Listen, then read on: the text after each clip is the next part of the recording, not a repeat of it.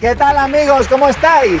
El día ha llegado y los canales de Telegram ahora pueden publicar historias. Las historias en Telegram son más visibles que en la mayoría de las aplicaciones porque se muestran directamente en la pantalla principal. Obviamente no podíamos permitir que los canales inundaran a los usuarios con historias sin límites razonables. Esto crearía demasiado ruido en tus chats. Por eso diseñamos el sistema Boost. Con Boost, los usuarios pueden darle impulsos a sus canales favoritos y así darles la posibilidad de publicar historias. Más impulsos significan más historias por día para un canal. Cada 24 horas los usuarios pueden reasignar su impulso. En el futuro, los impulsos también desbloquearán otras funciones para los canales, como reacciones personalizadas, estados de emoji o fondos personalizados.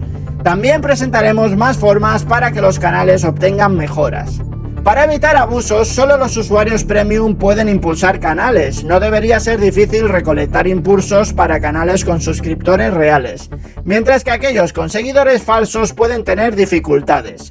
Los canales más grandes necesitan más impulsos para desbloquear historias. ¡Que comience la fiesta de los impulsos!